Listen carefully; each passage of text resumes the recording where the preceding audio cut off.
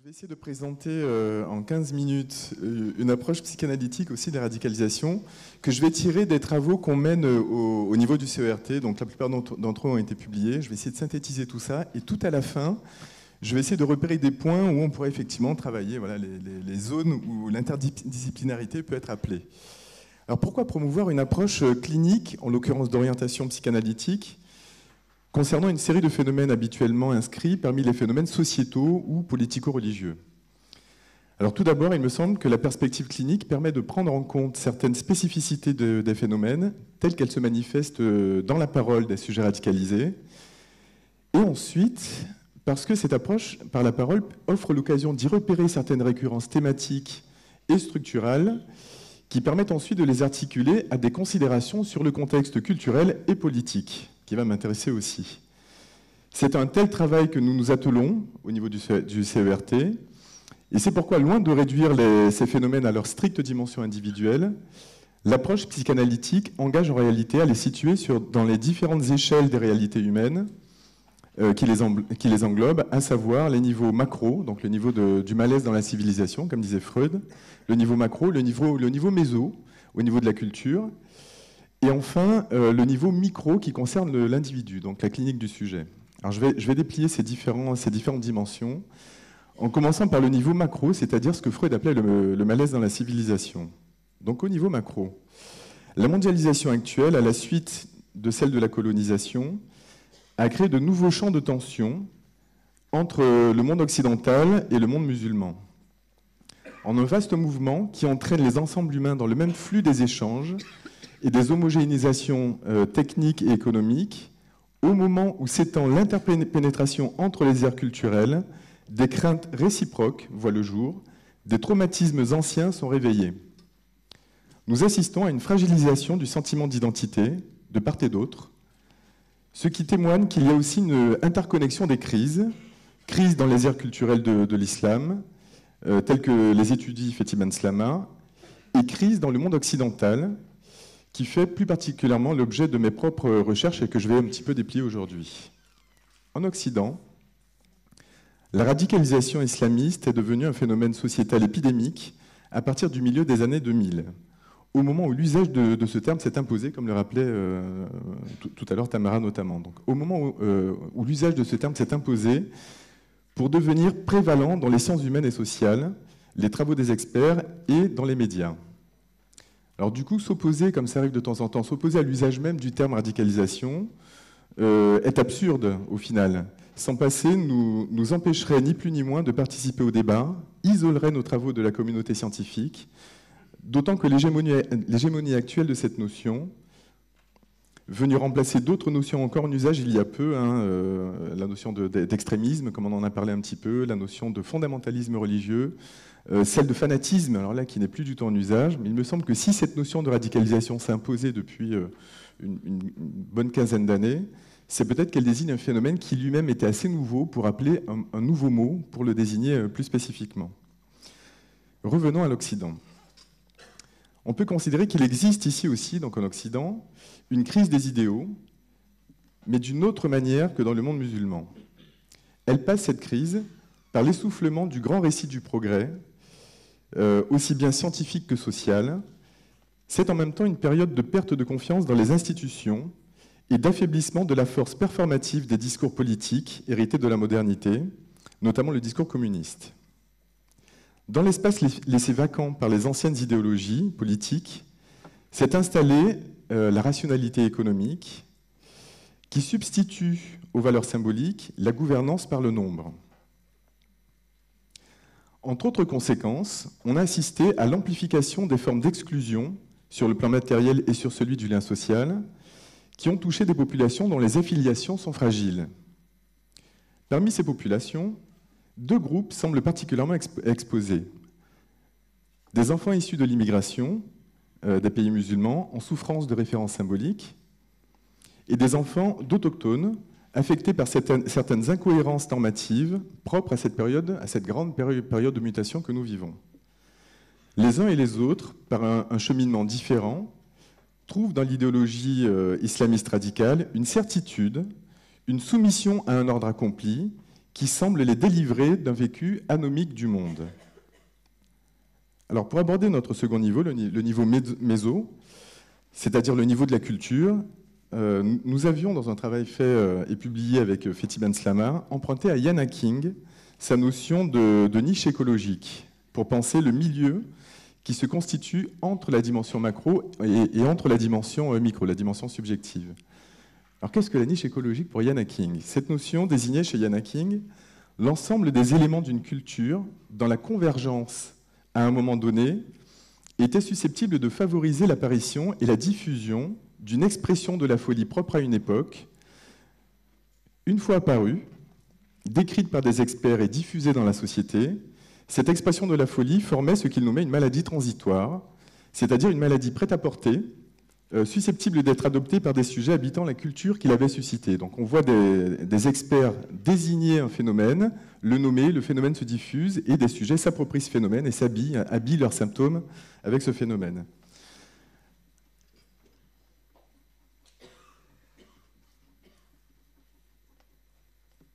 Alors Hacking envisageait la métaphore de niche écologique comme, alors je cite Hacking, comme un modèle permettant de penser les maladies mentales transitoires. Notre emprunt à ce schéma formaliste s'était fait moyennant un déplacement de ses visées initiales, puisque nous ne considérons évidemment pas la radicalisation comme une nouvelle pathologie, ou comme une maladie mentale, ou comme relevant de la médecine, mais pour le dire rapidement, comme un comportement fondé sur un certain rapport à un discours considéré comme extrémiste. C'est donc moins l'emploi du terme dans le champ médical qui va nous intéresser que son usage dans ceux de la sociologie, de la psychosociologie et de la criminologie. Ian Hacking indiquait que toute niche écologique se forme dans un creuset organisé autour de 4 vecteurs. Tout d'abord, ce qu'il nomme la polarité culturelle, c'est-à-dire que le phénomène étudié doit posséder 2 faces, une face sombre et l'autre lumineuse, entre vice et vertu. Le phénomène étudié doit ensuite, deuxième vecteur, être classifiable dans une taxinomie. Il doit également, troisième vecteur, pouvoir être observé.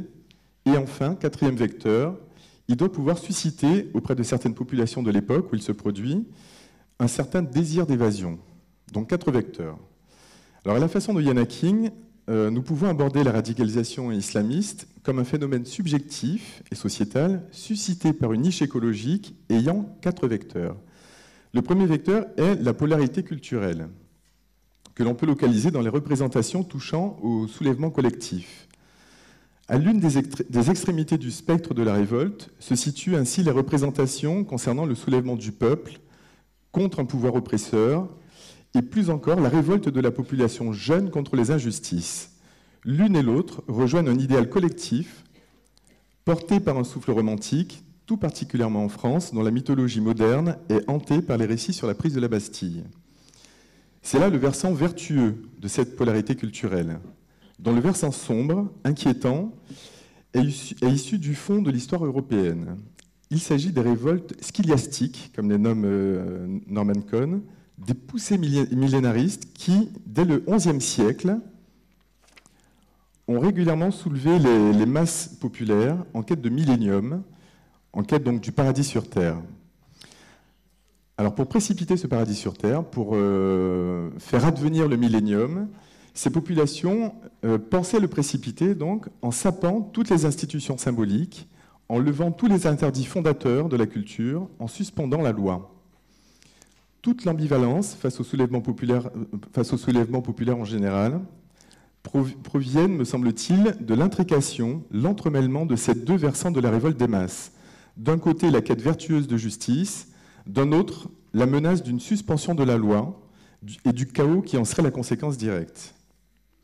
Alors le deuxième vecteur, donc si on en reste toujours à la théorie de Ian Hacking, le deuxième vecteur est une taxinomie, non pas médicale, mais je l'ai indiqué, sociologique, psychologique et criminologique.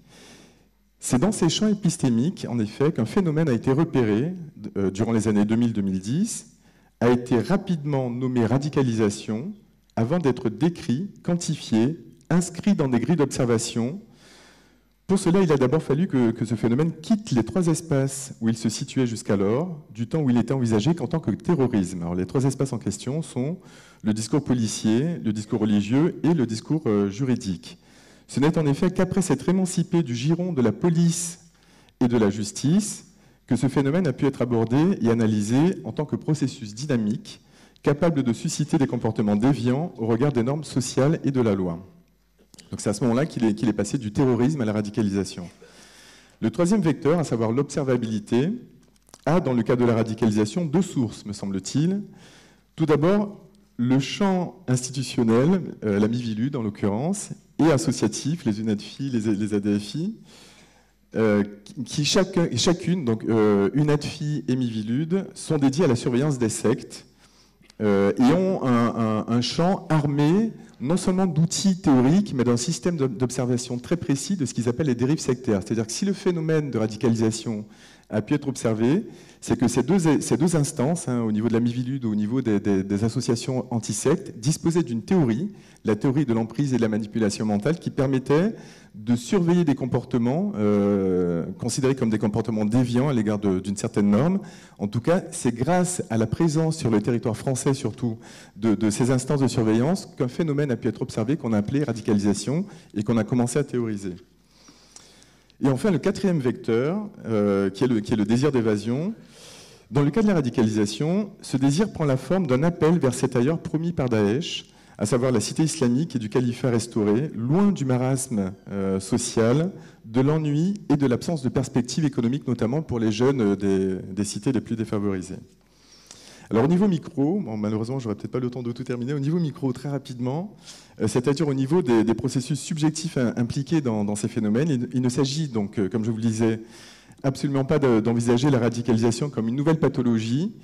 En revanche, ce que nous faisons au niveau des travaux menés dans le CERT, c'est d'envisager ces phénomènes à l'aune de ce qu'on appelle le symptôme. Alors le symptôme tel qu'on l'envisage nous en psychanalyse n'est évidemment pas du tout le symptôme tel que le mot est en usage en médecine. C'est-à-dire que là où le symptôme médical est l'indice d'une maladie, en psychanalyse, le symptôme est simplement l'indice d'une tentative de solution par un sujet qui rencontre une impasse. C'est-à-dire qu'à un moment de malaise, il peut bricoler une solution, comme ça, une solution de compromis qui l'aide à tenir pour traverser cette impasse à laquelle il est confronté. Donc il ne s'agit pas d'une maladie.